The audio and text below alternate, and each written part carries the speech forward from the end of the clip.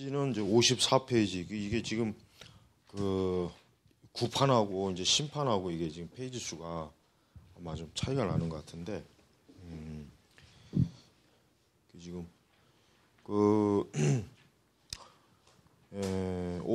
이 책으로는 54페이지 그 신학 실종 중간 보면은 그래. No place for truth라고 이렇게 써 있죠. 거기서부터 이제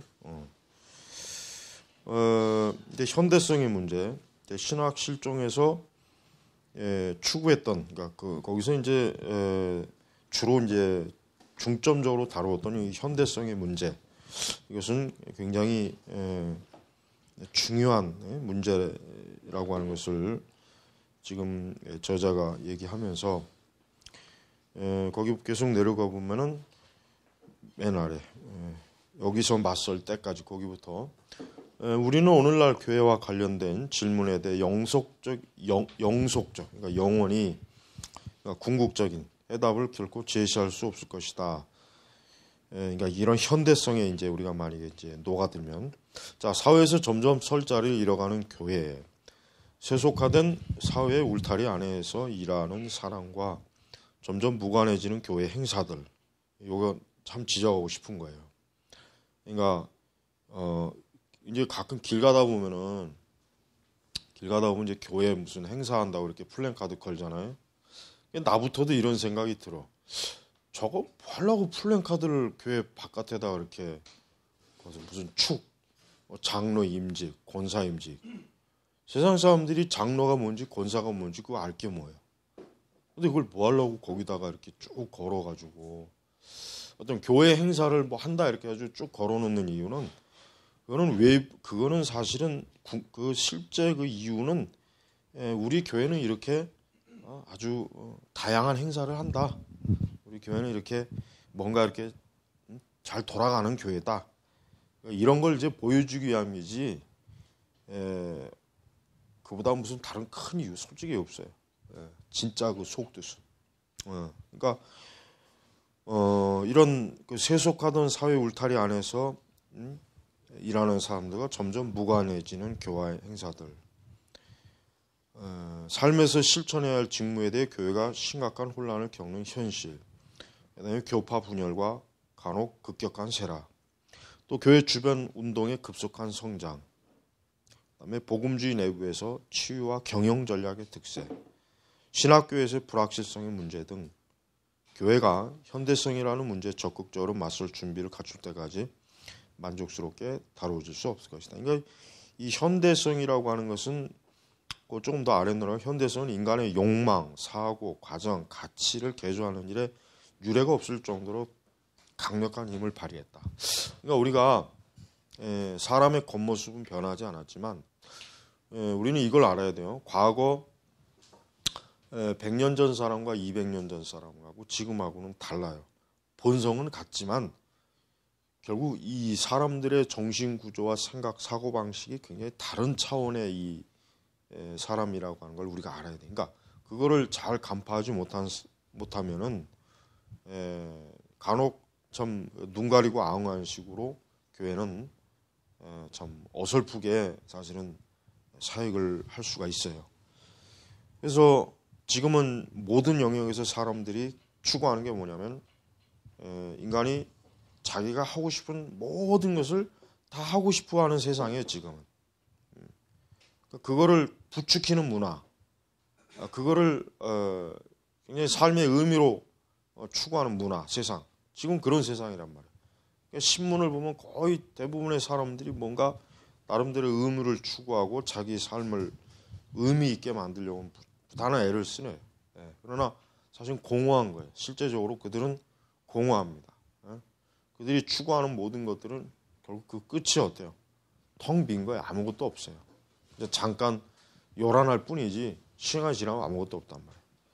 그러니까 우리 교회는 이러한 지금 이런 현대성이라고 하는 이러한 인간이 자기를 가장 극대화시키는 이러한 일들에 대해서 우리 교회는 정신을 똑바로 차리고 이러한 세속주의 문화, 이제 세속적인 이러한 모든 이 가치 구조에 교회가 같이 거기에 끼어들어가지고 그렇게 천덕꾸러기 취급을 받으면 안 된단 말이에요. 자, 우리 다음에 넘어가면은 이제 현대성의 사고 방식은 복음주의 신앙이 충분히 효율적이 못하거나 충분히 매력적이지 못할 뿐 아니라 현대인들의 내면 욕구에 적절히 적응하지 못해 비틀거리고 있다고 성급히 결론진다. 그래서 많은 사람이 예수님의 이름으로 경영자와 심리치료 앞에 나아가며 교회 유익을 위해 세상으로 나아간다. 아주 너무나 참 탁월하게 분석을 했어요. 그러니까 우리가 가진 이 기독교 신앙, 말씀이 지금 우리 세상과는 어울리지 않고 또 지금 사람들이 매력을 주지 못할 것이고 또 우리는 우리의 신앙이 세상 사람들이 볼 때 뭔가 좀 뒤처지고 시대에 뒤처지고 또 유행에 뒤처지고 또 문화에 뒤처지고 뭔가 또 지식과 정보에도 뒤처진다는 이런 그 어떤 뭐랄까 이 교회가 자꾸 움츠러드는 거예요. 그러니까 세상의 그 거대함에 교회가 자꾸 놀라 자빠지는 거죠. 그러니까 그러지 말아라. 그러지 않아도 되는데 그렇게 할 필요가 없는데 오히려 세상을 항상 늘 잠깐 이렇게 강하게 보이지만 결국은 그냥 무너진단 말이에요. 스스로. 이건 우리의 역사가 증명하는 거잖아요. 그러니까 우리가 예수님을 그냥 인간을 좀 더 편안하고 안정되고 심리적 치료 또 인간을 좀 더 뭐랄까 그 삶을 코칭하는 그런 분으로 예수님을 제시하는 그러한 기독교 신앙은 이미 죽은 기독교라고 해도 틀림이 없어요.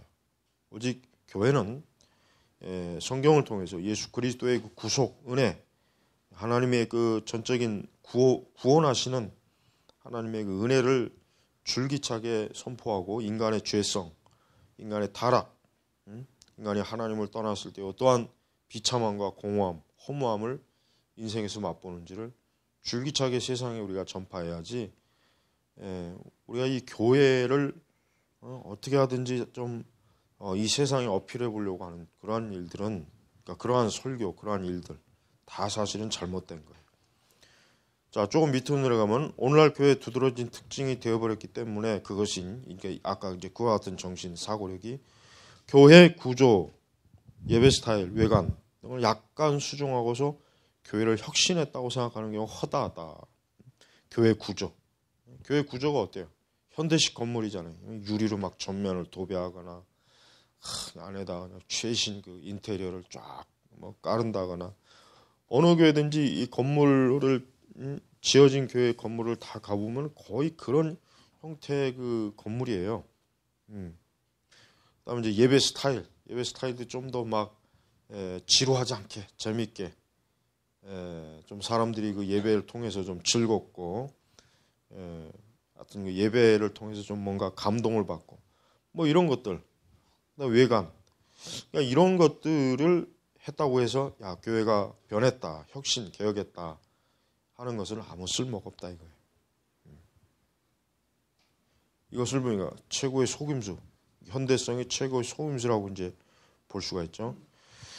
교회의 활력은 정신생활, 영적인 신빙성, 확고한 도덕의지, 세상에서 하나님 말씀을 소유하는 일에 있다기보다 교회 성장을 보여주는 통계수치, 편의시설, 헌금이라고 믿도록 우리를 설득했다. 그러니까 어떤 교회가 죽었냐 살았냐 하는 그 기준이 지금 여기 뭐예요? 그 교회가 헌금이 많이 나오냐 적게 나오냐 그 교회가 모든 시설이 다 잘 갖춰져 있느냐 그다음에 통계 수치 뭐 얼마나 전도했고 얼마나 예배 참석했고 얼마나 이번 달에 교인이 더 늘었고 이런 전반적으로 그러니까 외면적으로 볼 수 있는 것들에 한해서 이 활력이 있다 없다라고 이렇게 규정을 한다면은 그것은 이게 바로 뭡니까? 이게 바로 현대적 사고방식, 즉 세속적 사고방식이다. 근데 사실 그러한 사고방식에서 벗어나질 못해요. 이게 참 벗어난다는 게 그게 쉬운 게 아니에요, 사실은. 왜냐하면 인간은 이런 그런 그 가시적인 무언가를 보면서 뭔가 판단을 세우고 전략을 세우고 계획을 세우는 그러한 거의 그렇게 하다 보니까 그래서 우리가 사실 이런 것들에 대해서 우리는 완전히 사실 벗어나야 되죠. 벗어나야 되는데 그 벗어난다는 게 그렇게 뭐 말처럼 쉬운 거는 절대 아니라는 걸 여러분 알아야 돼요. 그러니까 우리는 이러한 교회가 이렇게 현대성에 완전히 매몰돼 갖고 어떤 마치 세상의 경영 사업이나 회사나 이런 것들을 경영하는 것 같이 어떤 그러니까 그런 관점으로 우리가 만약에 받아들이면은 그것은 교회로서 아주 치명적인 그 세속의 오류에 빠지는 거나 다를 바가 없어요. 자, 계속 갑니다. 오늘날 복음주의 진영의 근본 문제는 기교가 미숙하다거나 조직이 미흡하다거나 음악이 유행에 뒤진다거나 이런 결점들을 갖추는데 교회의 자원을 쓰려는 사람들이 상처에서 흐르는 피를 지혈하는데 아무 일도 하지 않으려고 한다는 점입니다. 오늘날 복음주의 진영의 근본 문제는 하나님이 지나치게 불합리할 정도로 교회에 기대고 계신다는 점입니다. 하나님의 진리는 너무 멀고 하나님의 은혜는 너무 식상하고 하나님의 심판은 너무 자비롭고 하나님의 복은 너무 쉽고 하나님의 메시아는 너무 평범하다. 그러니까 어떤 기독교의 아주 그 신적 그 독특함, 참 이 마땅히 우리가 알아야 될 만큼의 이 영광스러운 교회, 진리, 이 하나님, 이 복음, 또 하나님의 그 두려움 이런 것들. 또 복음은 너무 쉽다는 얘기는 뭐겠습니까? 복음을 아주 간편하게, 간단 명료하고 간편하게 교회가 취급해서 사람들한테 제시하는 것. 그러니까 이런 식의 그 복음주의 진영의 이런 문제들은 참 깊이 뿌리를 내려서 이런 것들을 알아채는 것 자체가 어려워요. 우리가 지금 이런 책을 읽고 이런 문제점들을 파악하는 것만 해도 참 엄청난 우리가 지금 공부를 하는 거란 말이에요. 근데 이런 것 자체를 인식을 못하는 거예요. 그러니까 이렇게 하는 거를 오히려 지금 잘하고 있다, 지혜롭다, 시대에 잘 적응한다, 아주 참 탁월하다. 그렇게 생각을 한단 말이에요. 우리는 이 세상을 향한 사랑이 커질 때 하나님을 향한 사랑이 얼마나 약해지는지, 그러니까 그 문제. 세상을 향한 사랑이 커질 때 반대로 하나님을 향한 사랑은 어때요? 약해지는 거예요. 그러니까 교회가 세상을 사랑하면 사랑할수록 하나님에 대한 사랑은 약해지고 빈약해지겠죠. 그래서 참 보잘것 없어지겠죠.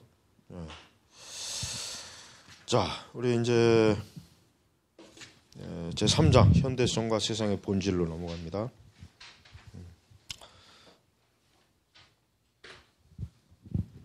자, 3장 현대성과 이제 세상의 본질. 자, 문화가 대체적으로 중립적이고 무해하다고 판단하는 사람들이 교회 안에 사실 많이 있죠. 적은 게 아니에요. 거의 대부분이에요. 문화는 그렇게 우리가 그렇게 아주 무슨 어떤 죄가 되는 듯이 문화가 무슨 적대적인 반기독교라고 생각하는 그 신자들은 그렇게 많지는 않아요. 오히려 문화는 우리 그리스도인들도 마음 편하게 어때요? 거기에 적응하고 거기에서 그냥 같이 놀고 먹고 마시고 뭔가 이런 생각들을 많이 한단 말이에요. 그렇지만 우리는 이렇게 문화에 대해서 이런 아주 이렇게 편안하고 아주 그냥 가벼운 마음으로 그것을 상대하다가는 아주 엄청난 타격을 입는다는 걸 우리가 알아야 돼요. 일단 세상 자체가 뭡니까? 인간 본성이 타락하는 결과로 생겨난 문화 풍조, 사회제도, 생활 습성을 등 그런 것들이 사실은 이 세상에는 가득해요. 그러니까 사실 우리가 보는 이 세상은 원래 그러니까 하나님께서 이런 세상을 하나님이 꿈꾸거나 하나님이 그걸 원하셨던 건 아니에요. 하나님은 사실 에덴 동산 거기 아담과 하와 또 이제 그 이후에 이제 하나님의 더 영광스러운 또 계획이 있겠지만은 어쨌든 지금 같은 이런 세상이 하나님이 기뻐할 수 있는 세상은 아니라는 거, 이건 분명히 사실. 그렇다면 우리는 하나님이 기뻐하지 않는 이런 세상에서 어떻게 하나님이 기뻐하시는 인생을 살 수 있느냐가 참 우리가 이거는 고민을 정말 많이 하고 기도하면서 하나님의 선하신 뜻을 우리가 찾아야 돼요. 그러니까 이 타락이 굉장히 많은 영향을 줬어요. 이 세상에 엄청난 참 악한 먹구름을 그냥 크게 가져온 게 인간의 타락이에요. 자, 그래서 우리는 이런 부분에 있어서 과연 어떻게 교회가 살아갈 것인지, 또 우리 믿는 우리가 어떻게 사역을 해야 될 것인지, 우리는 좀 더 주변의 세상을 좀 더 똑바로 인식해야 될 필요가 있습니다. 자, 다음은 이제 허풍스러운 세상. 허풍스러운 세상. 허풍스럽다는 건 뭐예요? 뭐 속에 아무것도 든 게 없다, 열매가 없다, 뭐 그런 뜻이겠죠. 그러니까 허풍스러운 세상 하면서 이제 세상 안에 있는. 자, 신약 성경 헬라어 이제 저 여기 보니까 세상은 코스모스. 그러니까 이거를 기본적으로 세 가지 뜻을 지금 뭐 드러내죠. 대지, 그러니까 땅, 창조 질서. 그다음에 이제 나라, 인간 사회. 세 번째는 하나님과 그분의 진리와 불화하고 타락한 인간의 습성. 그러니까 세상 하면은 이제 이런 세 가지로 기본적으로 이제 보면은 돼요. 그러니까 우리가 이제 뭐 세상을 사랑하지 말라 그러면은 바로 이 세 가지 의미로 사랑하지 말아라, 이제 이런 의미겠죠. 그러니까 이러한 그 세상이라고 하는 것은 우리 그리스도인들에게 늘 경계의 대상이 되지. 경계. 세상은 한 번도 우리 그리스도인들하고 친해져 본 적이 없어요. 그러니까 세상과 친해진 그리스도, 기독교는 그건 사실 세상에게 노예가 됐거나 포로가 된 거지. 뭐 세상과 아주 진지한 어떤 영적 관계는 사실은 없다고 봐야 돼요. 자, 세상성을 인식하는 신학적 이해 판단이 요구되는데, 이 세상성, 그러니까 세속화라고 해도 되고, 아까 이 세 가지의 복합적인 것들이 스며 있는 그런 세상, 이렇게 이제 봐야 되는 거예요. 그래서 이런 세상성은 그냥 단순히 세상을 바라보는 것만으로는 안 돼요. 어떠한 뭐가 필요한 거예요? 신학적. 이게 참 중요한 거예요. 사실 신학적인 이해는 교회만 할 수 있는 거예요. 세상에 어떤 뭐 책이라든가 어떤 신문이라든가 어떤 것도 사실은 이 교회만큼 이 세상을 올바로 볼 수 있는 그런 일은 없어요. 그래서 우리는 성경에서 세상을 어떻게 얘기하느냐라고 하는 관점으로 봐야지, 세상에서 세상을 어떻게 하느냐 하는 것은 우리에게 별로 중요한 것이 아닙니다. 자, 그래서 오늘날 교회는 바로 그와 같은 신학적인 이해와 판단이 사라진 상태다. 그래요. 사실 진짜 오늘날에는 목회자도 그렇고 신자들도 그렇고 이 세상에 대한 신학적 이해와 판단이 없어요. 그러니까 성경에 전혀 영향을 받지 않는, 신학의 영향을 받지 않고서 그냥 엄청난 어떤 이 세상이 요구하는 그런 기준으로 이 교회를 보고 있다 하는 것이 참 안타까운 문제예요. 자, 기독교 신앙을 마케팅하거나 기독교 신앙을 문화에 순응시키거나 기독교 신앙을 문화적인 유행과 무심코 결부시키는 이를 문제 삼는 경우가 드문 것도 바로 이러한 현상이다 그랬죠. 그러니까 기독교 신앙 마케팅. 그러니까 마치 그 세상에서 물건을 파고 사는 것처럼 그런 그 기독교 신앙을 그렇게 돈 주고 사고 파는 형태예요. 그다음 문화에 순응시키는 거. 문화에 순응시키는 게 뭐 한두 가지가 아니죠. 머리끝부터 발끝까지 그냥 교회는 다 문화에 순응됐죠.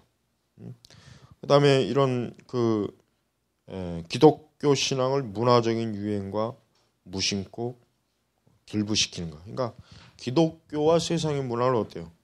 서로 그냥 결합시키는 거, 결합시키는 거. 예. 이런 형태의 교회, 그러니까 세상성이라고 하는 것은 사실 우리에게 있어서 굉장히 치명적인 오류를 가져다 줘요. 이러한 것들에 우리 자신이 마음을 빼앗기지 않도록 한다는 것은 참 중요한 거예요. 중요한 거. 예. 그래서 이 허풍스러운 세상이라고 하는 거예요. 그 허풍스러운 세상 안에 있는 게 뭐냐 하면은 별거 없다 이거지. 별 볼 일 없다. 그렇게 허풍을 많이 떨어뜨리면 말 그대로 허풍, 과장된 그런 거예요. 자, 우리 이제 다음으로 나오면 첫째, 이 세상이라는 땅 자체를 한번 좀 살펴봅니다. 그러니까 이 세상, 땅, 이거를 하나님이 지으셨다. 그러니까 원래 없던 이 지구, 이 우주가 하나님에 의해서 만들어졌다. 그러니까 바로 이제 그 자체를 이제 세상이라고 하는데, 예수님이 스스로가 세상에 임하실 때 세상의 소리의 종류가 많다.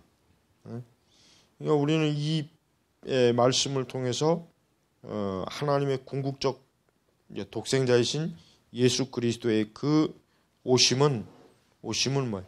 이 세상 가운데로 오심이 이 세상 가운데.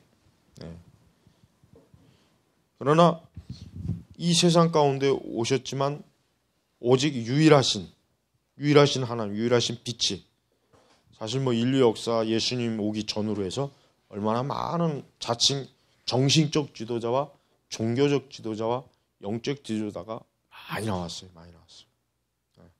그런데 그들이 그렇게 많이 나왔지만 진정한 의미에서 과연 그들이 정말 인간을 하나님께로 바르게 돌아오게 했는가? 우리는 이런 부분에 있어서 하나님의 모든 영광스러운 소성을 좀 살펴볼 필요가 있습니다. 자, 두 번째, 이제 세상은 지상 국가들 곧 인간 공동체를 가리키기 위해 사용된다. 그렇죠? 이제 세상이라고 하는 건 뭐 말 그대로 우리가 현재 살고 있는 이 사회, 이 국가, 이 민족, 이거 자체를 세상이라고 얘기해도 좋고, 더 넓게 이제 본다면 전 세계를 이제 놓고 볼 수가 있어요. 그래서 이제 성경적으로 볼 때 교회가 세상의 두 의미에서 완전히 분리되어 내세지만 치우친 태도는 결코 올바르지 않다. 그런 태도는 발트주의자들의 비판을 받고 경건주의자들의 부정절하게 일축받으며 현대성에 영향받은 많은 사람이 그렇게 믿고 있기 때문이다. 하나님을 고립시키고 현대생활의 엄청난 혼돈과 고통, 조장에서 섭리교리와 삶의 모든 교리에서 이 하나님의 주권을 믿고 의지하지 못하도록 그런 형태로 이제 보는 거예요. 그러니까 이제 서구인들은 사실 오랜 동안 이제 기독교의 문화 속에서 살았고 기독교의 그 영향, 기독교의 가르침, 이 교회의 어떤 그런 뭐 좀 이끌림을 받았지만 그런 이제 이 책을 쓸 당시에는 벌써 이미 서구 세계도 이런 기독교적인 그 사회의 어떤 동질감, 공감성이 어때요? 확 떨어져 버립니다. 그러니까 우리가 이제 서구 세계에 대한 환상을 가질 필요는 없어요. 서구 세계는 이미 오래전에 어때요? 이미 오래전에 끝나버렸다고. 참 안타깝긴 하지만. 자, 이렇게 그리고 이제 교육과 종교를 분리시키려는 세속주의는 사회 일관성인 실제적인 영광성을 제거하거나 고립시킨다. 그러니까 하나님을 뭐 이렇게 인간이 가까이 할 필요 없다. 하나님은 그냥 예배당 안에서 그냥 너희들끼리 잘 기도하고 섬기면 된다. 하나님이 그 대신 바깥으로 나오지 못하게 해라. 교사들이 그렇게 가르친 거죠. 그렇게. 그러니까 하나님에 대한 신앙을 차단시키기 위해서 많은 교육 자료, 어떤 이념의 자료 이런 것들도 굉장히 영향을 많이 미쳤어요. 자, 현대 생활의 엄청난 혼돈과 고통 조장에서 섭리 교리와 삶의 모든 방면에서 마치 하나님이 주권적인 다스림에 대한 교리를 믿을 수 없는 것으로 만들었다. 자, 현대 생활은 엄청난 혼돈과 고통을 조장해서 섭리 교리와 삶의 모든 방면에 미치는 하나님의 주권적인 다스림에 대한 교리를 믿을 수 없게 만들었다. 이 엄청난 혼돈과 고통이라고 하는 건 뭐예요? 많은 여러 종교들이 있고 주의가 있고 이념이 있고 사회는 빨리빨리 돌아가고 어떤 그 삶 자체가 이제 막 어떤 부속품이 되어서 사회와 세상에 그냥 끼워 맞추는 식으로 살아가는 하루를 정신없이 살아가는 사람들 이런 사람들은 사실 뭐예요? 오랜 동안 올바른 지혜가 들어가지 말씀이 들어가지 않는다. 그러니까 얼마나 어때요? 저들이 제대로 된 하나님의 사랑으로는 나갈 수 없는. 사실 우리가 뭐 창세기 그 자체가 뭐예요? 이 세상의 모든 기초를 보여주잖아요. 사람도 그렇고 건물, 짐승, 땅, 하나님의 피조물, 궁극적 피조물의 모든 어떤 표본과 이 어떤 절대적인 그러한 영역을 참 그래도 이렇게 남겨주신 거예요. 자, 그래서 우리는 하나님께서 하시는 이 모든 이 거룩하고 전능한 사역이 얼마나 우리 자신에게 참 치명적으로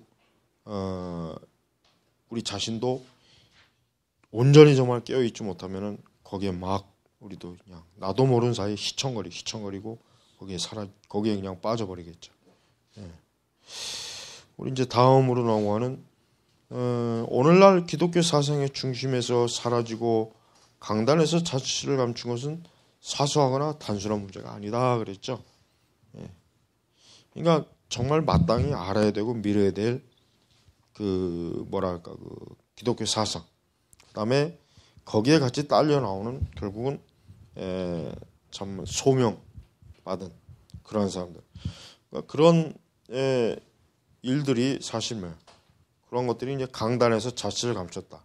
그러니까 강단에서 더 이상 그런 의미 깊은 설교라기보다는 사람들의 즉흥심을 만족하는 설교, 사람들의 즉흥심을 막 그냥 이렇게 쓰다듬어주는 그런 설교, 그런 가르침이 유행했다는 거예요. 잠깐만 좀 쉬고. 자, 이렇게 교회는 비록 이제 세상에 있지만 교회는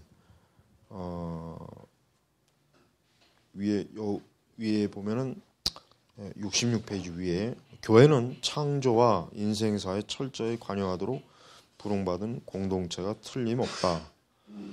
창조는 우리가 누린 육체적 행복의 원천이다. 또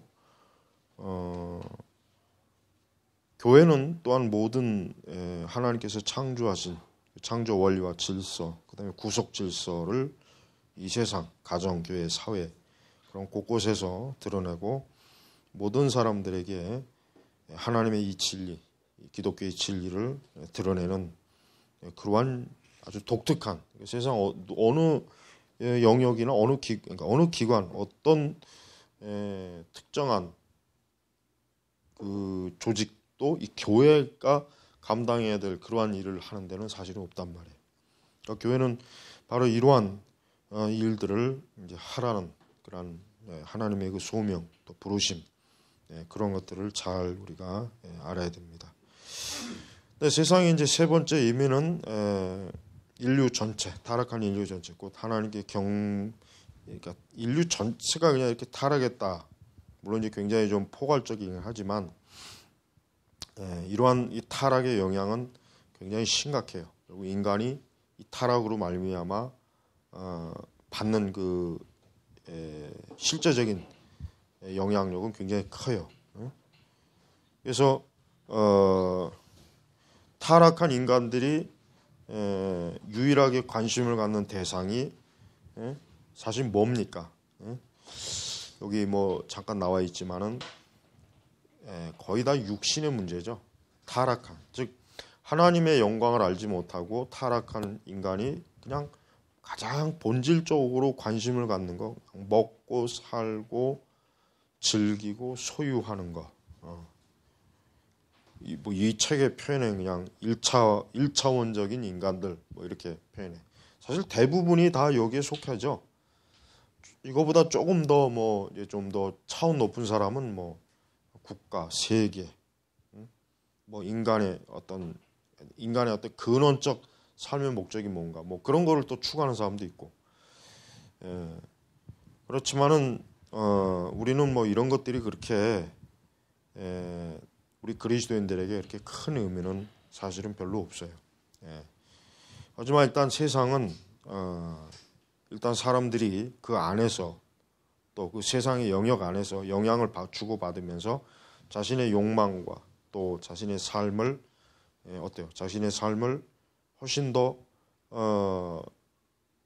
어떻게 하면 어떤 사는 날까지 좀 편안하고 또 재미있고 또 어쨌든 그냥 자기가 원하는 대로 자기가 하고 싶은 대로 살 수 있을까? 이러한 삶을 살아가는 거예요. 그래서 이제 불투만이 한 얘기가 여기 인간이 염려, 희망, 즐거움, 취미, 직업, 자존감, 오만함 등으로 생각하고 계획하고 바라는 모든 영역. 이게 사실 뭐예요? 이게 사실은 뭐 보편적으로 타락한 사람들이 바라는 거예요. 이게 이런 것들을 우리가 이제 세상이라 속해야죠.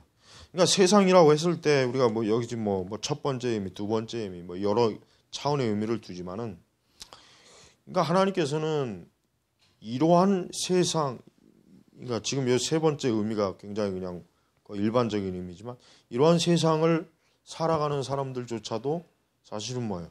하나님 편에서는 뭐예요? 하나님의 거룩과 영광에서 단절된 거예요. 그러니까 우리는 무슨 특정한 뭐 엄청난 막 눈에 보이는 그 어떤 죄악된 뭐 그런 광포뿐만 아니라 아까 얘기했지만 그냥 보편적인, 심지어 그냥 먹고 마시고 자녀를 기르고 결혼을 하고 가정을 이루고 뭐 생활을 하고 이런 것조차도 사실은 뭐야? 사실 하나님과 단절된 상태에 있어서는 그것도 결국 그것 자체도 결국은 죄예요, 죄. 그것도 굉장히 심각한 죄라고. 그러니까 우리가 그러한 것도 심각하게 여겨야지. 그러한 것은 그렇게 별로 심각한 건 아니고 뭐 다른 것이 심각하다 이렇게 얘기하면은 굉장히 협소하게 세상을 보는 거예요. 그러니까 우리는 좀 세상을 사실은 뭐 복음주의 교회들은 이 세상을 굉장히 협소하게 봐요. 세상이라고 하는 게 마치 무슨 뭐 극단적인 죄악들, 그런 것만 세상이라고 이 복음주의는 대체로 그렇게만 봐요. 그러나 성경적 의미의 세상은 뭐예요? 사실은 우리 일반적인 모든 인간의 삶의 영역에서 누리는 것들 자체가 사실은 세상. 그러니까 개혁주의는 좀 더 세상을 어때요?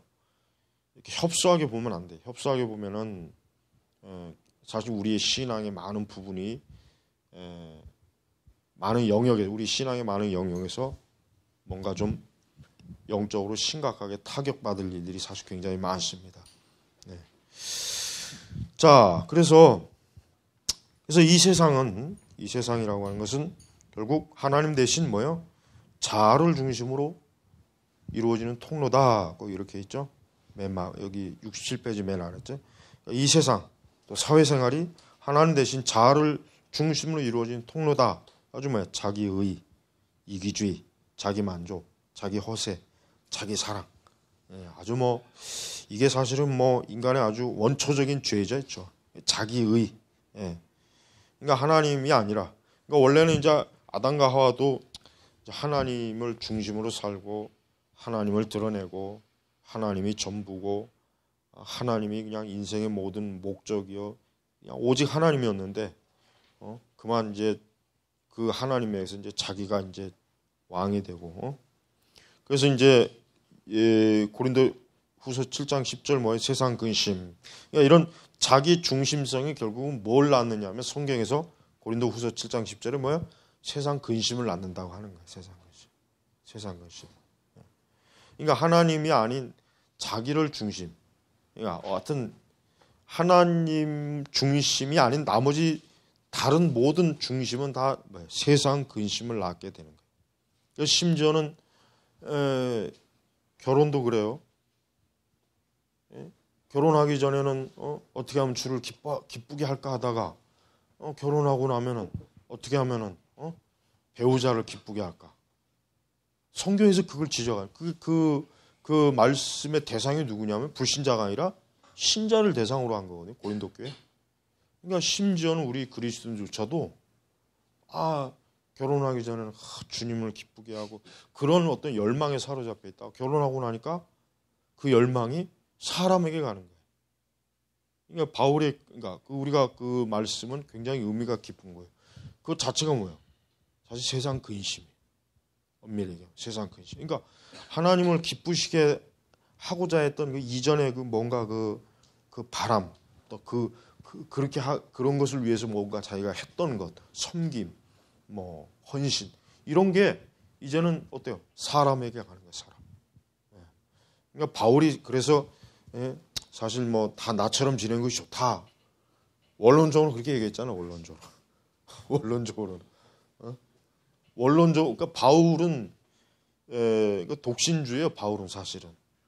바울은 물론 참 바울은 분명히 그냥 모두 그냥 나처럼 이대로 지내는 게 좋다. 결혼하고 나면은 많은 근심과 염려가 따르고 주를 기쁘시게 하는 것보다는 또 상대방을 기쁘게 하려고. 이런 게 있으니까 바울은 그게 아주 바울로서는 못마땅한 거예요. 바울의 입장에서. 바울 같은 사람이. 그러니까 그러나 이제 뭐 차선책으로 결혼을 제시해요. 사실은. 그러니까 바울 신학에서는 결혼은 차선책이에요. 차선책이에요. 할 수만 있다면 나처럼 이렇게 혼자 지내면서 복음 전하고 그냥 주를 위해서 전적으로 살다가 주님 오면은 주님 맞이해라. 그러니까 바울에게 있어서는 종말론적인 관점으로 이 결혼관도 보니까 결혼도 그 관점이 종말론적인 관점이 바울이. 이게 이제 이런 어떤 그러니까 이런 그런 그 말씀의 내용이 그만큼 성경에서 우리에게 가르쳐 주는 것은 확실히 우리 신자들에게 있어서 우리 그리스도인들은 정말 그리스도 중심, 절대적 그리스도 중심적 그 삶, 신앙을 가져야 한다는 그 강조를 바울이 했다고 보면 잘 이해한 거예요. 그래서 성경은 이런 삶의 방식을 총체적으로 나타내기 위해서 뭐예요? 한마디로 세상이다. 세상. 그러니까 우리 기독교인들이 입에 달고 사는 세상적이다. 그건 세상이야. 그거는 좀 그런 세상이 좋아하는 거야라는 그 말의 모든 의미는 결국은 뭐예요? 세상 근심에 사로잡히는 거예요. 세상 근심에. 사실 엄밀히 얘기해서 신앙이 좋은 청년들은 결혼에 대해서 근심을 하질 않아요. 솔직히 엄밀히 얘기하면. 그러니까 뭘 근심하냐? 주를 위해서 더 온전히 살지 못하는 걸 근심해. 그러다 이제 결혼을 하게 되면 그런 근심은 사라지고 이제는 내가 어떻게 하면 내 아내를 기쁘게 할까? 내 남편을 기쁘게. 그러니까 그러니까 전에 했던 그 근심은 사실 마땅한 근심이고 하면 좋은 근심이지만 이게 사실은 이제 결혼하고 난 다음엔 어때요? 그게 사실 세상 근심이라는 거예요. 물론 세상에서야 남편이 아내를 사랑하고 아내가 남편 사랑하는 건 그거는 세상에서는 칭찬받을 일이죠. 근데 성경에서는 조금 그것하고는 달라요. 그게 만약에 순서가 제대로 먼저 주님, 그 다음에 사람이면은 그건 좋은 거지만 이 순서가 뒤바뀌어 버리면은 그게 바로 이제 세상적이다 되는 거예요. 그러니까 우리 결혼하는 우리 청년들이 좀 이런 걸 좀 철저하게 좀 알고 사전에 좀 알고 결혼에 대해서 얘기를 해야 돼요. 그러니까 그리스도인들의 결혼은 하나님 우선 또 하나님 중심, 그러니까 하나님의 영광을 위한 그런 그 목적이 결혼의 그 최우선의 목표이지 세상 사람들처럼 우리끼리 천년 만년 우리 행복하게 잘 살자. 우리끼리 그다음에 아이들 잘 낳고 우리 좋은 집 사서 아주 행복하게 살자. 이게 바로 세상이에요. 이게 세상이란 말이에요. 이게 세상이라고. 하나님은 그런 것 자체가 하나님 편에서는 세속적이고 세상적인 그 죄예요, 죄. 그러니까 인간은 본질적으로 이렇게 하나님을 떠나면은 그냥 뭘 손을 대도 거기서 좋은 게 나올 게 없어요. 좋은 게 나올 게 없단 말이에요. 그렇다고 해서 우리가 너무 뭐 잘못된 방식으로 고립주의나 어떤 신앙적 염세주를 택할 필요는 없지만은 그러나 지금 세상은 아주 이 세상에 깊이 빠져 있는 그런 세상이라는 것은 뭐 누구나 다 인정할 수밖에 없는 거예요. 그래서 예수님은 이 세상과 어때요? 불화하신 분이에요. 예수님은 이 세상과 어울리지 않는 분이에요. 우리가 복음서를 읽어보면 알잖아요. 예수님은 세상과 어울릴 수가 없었어요. 왜? 그분 자신이 말 그대로 하늘을 바라보고 하나님의 뜻을 전달하고 하나님의 뜻을 가르치고 하나님의 뜻에 순종하는 분이었기 때문에 이 세상에서는 늘 불화. 늘 충돌하잖아요. 늘 바리새인들과 충돌하죠. 불신앙자와 충돌하죠. 죄인들과 충돌하죠. 그러니까 예수님의 이 그 복음서의 그 공생애는 언제나 대립이에요. 이 세상과는 늘 대립이에요. 대립. 늘 물과 기름처럼 섞이질 않는 거예요. 그래서 그게 정상이란 말이에요. 우리 그리스도인들은 이 세상과 친밀하게 그것을 받아들인 그런 현상이 있다면 그거는 그 사람은 세속적인 사람이에요. 세상적인 사람. 우리 그리스도인들은 어느 정도 이 세상과 불화하는 사람이어야 돼. 그 직장이든 어디든 간에 우리가 이런 세상적인 것하고 그렇게 손잡고 기뻐할 만한 일이 아니거든요. 어떤 면에서든. 그러니까 그런 것들과 좀 불화하는 면이 있어야지 전혀 세상과 불화하는 면이 없다. 그거는 아주 그거는 우리 기독교 어떤 신앙이 상실돼서 그런 거예요. 상실되었으니까 그렇게 편안하게 세상과 친밀할 수가 있는 거죠. 그래서 이 세상은 우리에게 뭘 요구합니까? 우리가 하나님의 진리를 떠나서 또 벗어나서 세상과 가까워지는 걸 세상이 원하잖아요. 그러니까 이 세상은 우리 인간이 우리 사람에게 우리 본성에 우리가 본성이 추구하는 자아 숭배와 세속의 문화, 육신의 정욕, 이생의 자랑 이런 것들을 세상은 그걸 누려라. 너는 그런 권리가 있다. 인생을 그렇게 살아야지. 뭐 지루하게 맨날 그렇게 성경만 읽고 기도만 하냐. 세상은 그렇게 우리를 비웃어요. 우리를 조롱한단 말이에요. 그러나 하나님이 사실 우리에게 요구하는 건 그거거든요.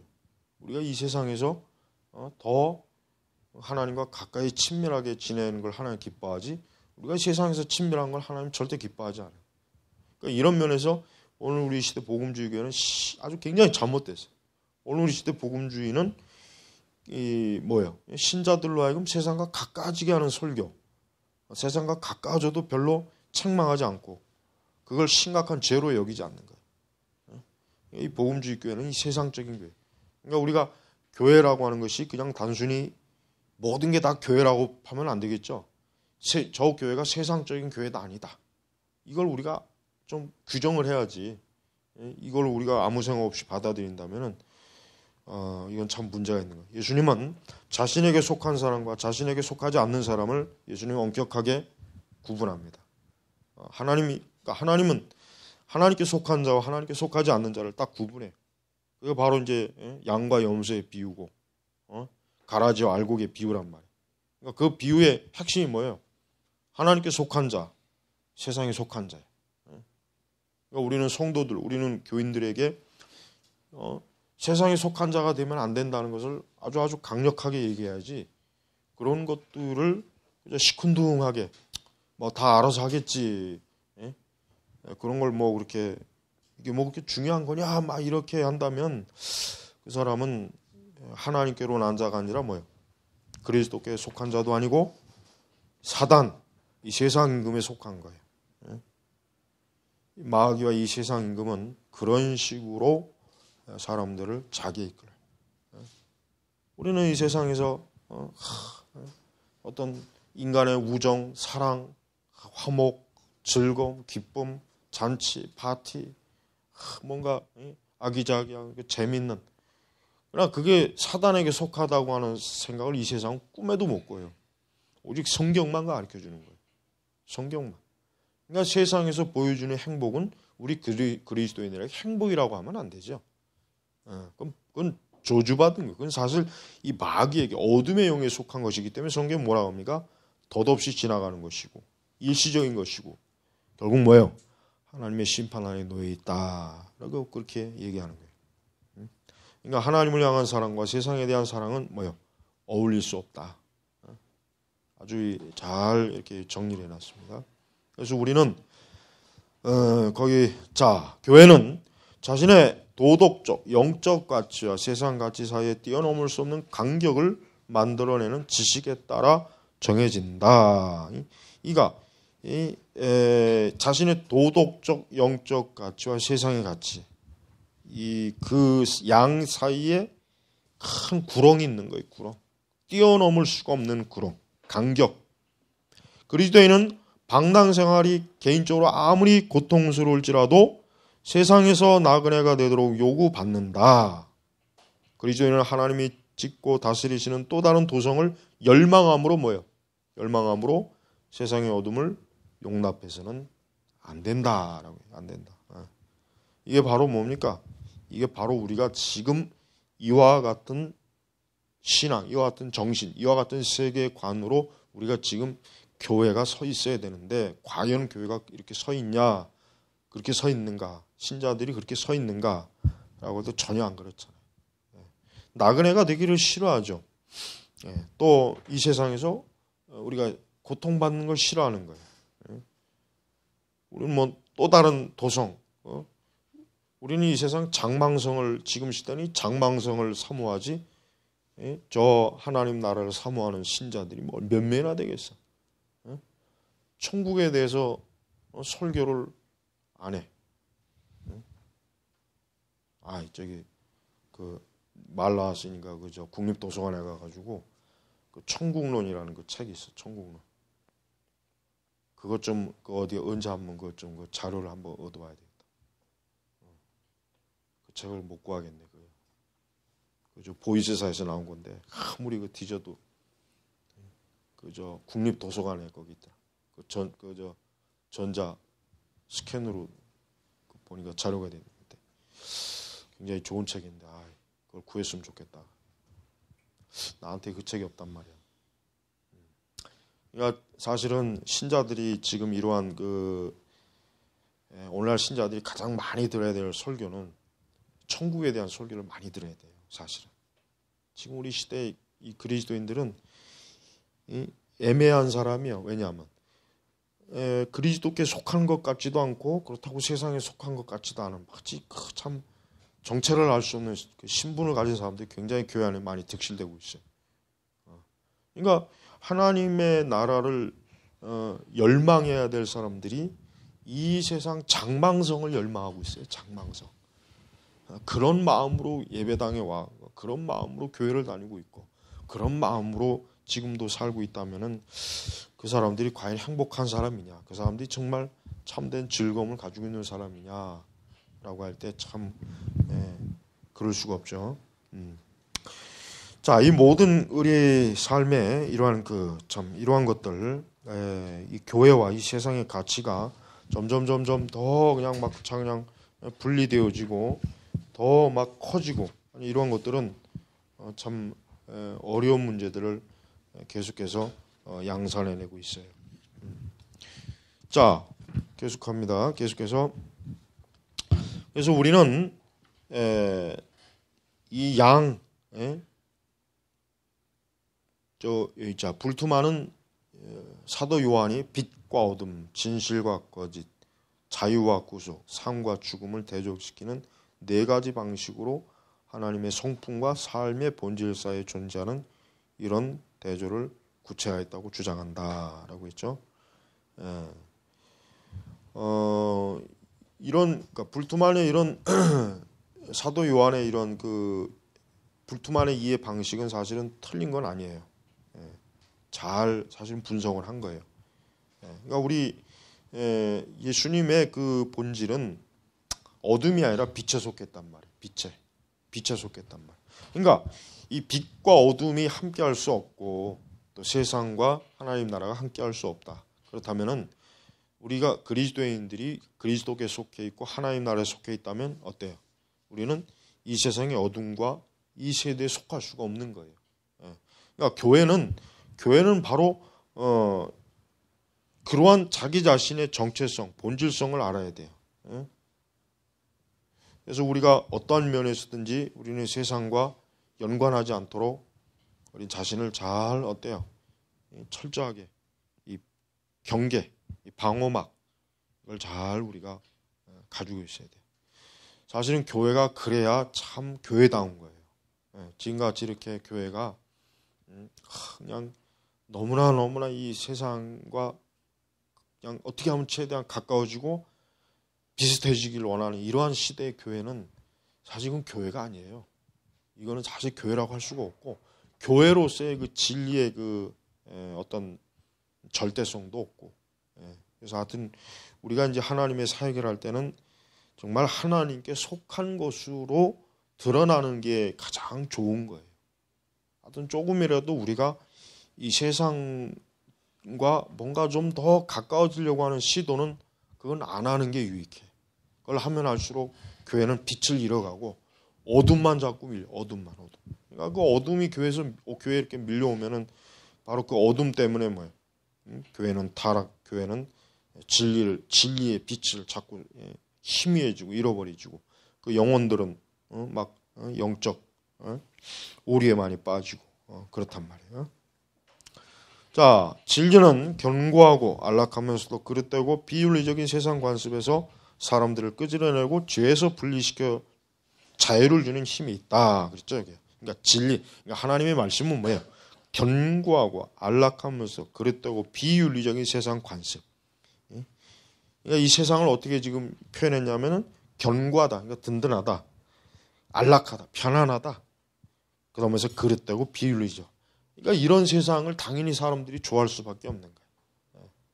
왜? 세상이 어쨌든 세상적인 거는 영적인 거하고는 달라서 이 세상적인 것은 뭐예요? 모든 면에서 적어도 육신적인 사람에게는 안락해요. 편안하고 좋은 것이 좋은 거. 그런데 이 진리야말로 이와 같은 그 세상에서 지금 푹 빠져 사람들을 건질 수 있는 유일한 힘이 있다. 그러니까 다른 것으로는 그 사람을 거기서 나오게 못해요. 도저히 못 끌어내. 오직 진리만.